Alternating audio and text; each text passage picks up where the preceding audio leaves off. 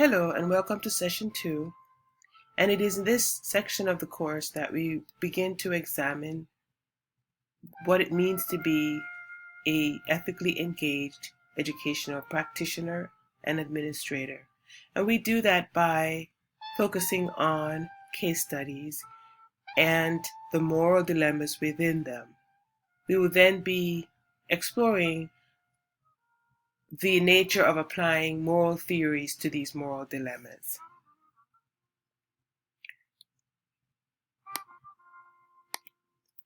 So what are our goals and objectives? Well, a primary goal for our study is to explore the way that morality bears on educational leadership. How can educational decision-making be informed by these principles of value and ethics? The means of doing so takes place through examination of moral theory and case studies. So what is moral theory? Well, first, there are several interchangeable concepts that fall under the umbrella of moral theory. These include moral frameworks, moral theory, moral theorizing, moral principles, or ethical frameworks. All of these concepts, for the most part, are interchangeable and refer to what we will explain in the subsequent slides to be moral theory. So, in the Rachel's and Rachel's text, they talk about distinguishing between morality and ethics, which is important in defining moral theory. Rachel's and Rachel's write of a, quote, minimum conception of morality and list some of its traits as the following. Moral traits are systematic, meaning, moral frameworks are systematic, meaning that they have a consistent standard that is applied across every different moral encounter. They require good reasons, that is, the determination of what it is right or what is wrong, or what it means to be right or wrong, is made on the basis of argumentation and the reasons for taking one course or the other.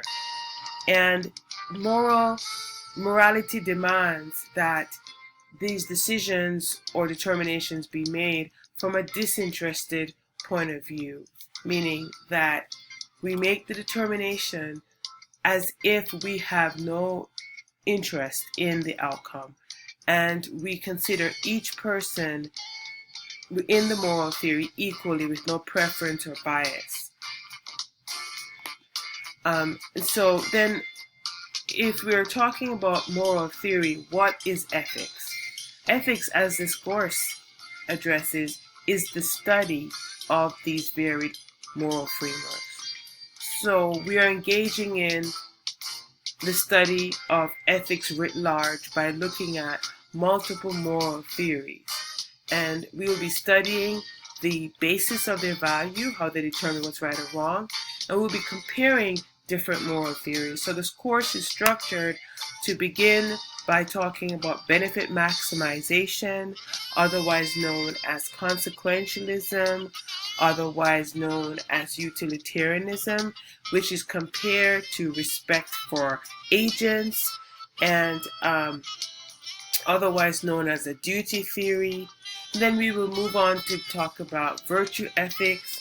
And so the course focuses on 3 or 4 major ethical theories, comparing the ways in which they designate value and dictate right action. So what gives rise to wanting to bring these moral theories to bear? It is the presence of a moral dilemma. So with a moral dilemma, one encounters a problem that lends itself to one or more equally morally justifiable outcomes. Oftentimes we encounter situations in the code of ethics where someone clearly violates the code of ethics. Someone might be engaged in an illicit relationship with the student, or show bias to one employee over the other, or in some way is unfair to a colleague.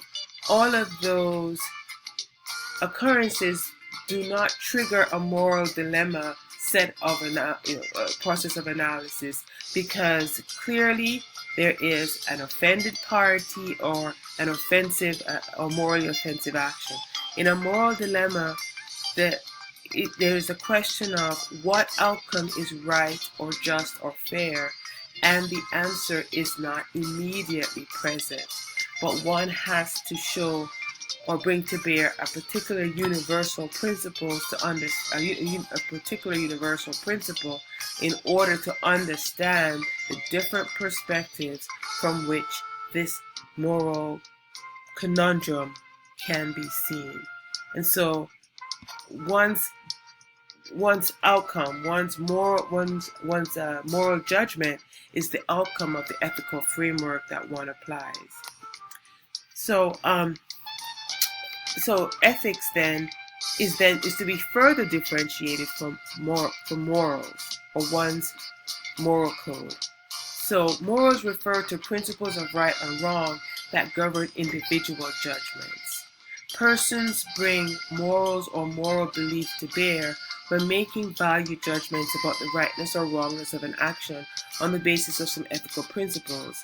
So persons can be governed by a moral code that is their individual acceptance of a larger ethical framework. When a person does that, they are exercising their individual moral code by applying a larger principle to a specific event. So these moral dilemmas occur because there are conflicting intuitions about the rightness or wrongness of an action, or the right course of an action when various interests of individuals are taken into consideration. Moral dilemmas cannot be settled by facts alone, by appealing to statistics or history or scientific detail. None of those can, by being presented in the conversation, resolve a moral dilemma. Rather, to resolve a moral dilemma, one has to present ethical reasoning to justify one course of action over another. And doing so engenders the reasoner to morally reside within a particular moral framework that most consistently lines up with his or her moral intuitions. As Strike, Haller, and Soltis said, we seek to locate our particular moral principles in a general view of the moral life that orders our principles and tells us how to decide when they conflict. By residing, Strike, Haller, and Soltis are saying that we don't navigate from one moral theory to another, but we gradually develop an affinity with one versus another for reasons related to our core sense of where value lies and what is right action. And once we begin to develop this affinity and we reside there, we use this framework as our default or de facto ethical framework. So we use this ethical framework to engage in moral reason, and that's what makes an individual a moral agent. Moral agents have identified a general view of the moral life that gives rise to moral principles and that signals when there is a conflict, and they acknowledge moral dilemmas. So for example, in the story of Mrs. Russell, she is the moral agent who must make the value judgment on the basis of good reasons for not allowing parents to locate or to dictate in which class the children should be placed. So making the moral argument, the moral agent consistently appeals to this general view in order to reach a defensible resolution to the dilemma. The moral agent consistently draws upon this general view on the basis of good reasons and asks the question, what ought to be done in this specific matter? And this process invokes both principles and perspectives. Unpacking moral dilemmas has these components of principles, ethical principles, moral principles such as consequentialism or respect for persons or virtue ethics. And the moral agent must appeal consistently to these moral principles and does so on the basis of wanting to promote equality, fairness, or justice, for example. The defense of a particular outcome is subjective in that the moral agent's decision-making is a manifestation of his or her morals or kind of ethics. So in closing, this section of the course focuses on cases of individuals in education who face moral dilemmas. And you begin in this week with the story of Mrs. Fitzgerald, whose intellectual liberty is threatened by competing interests. So as you read the case study, you must decide who is the moral agent. Hint, it's not necessarily Mrs. Fitzgerald.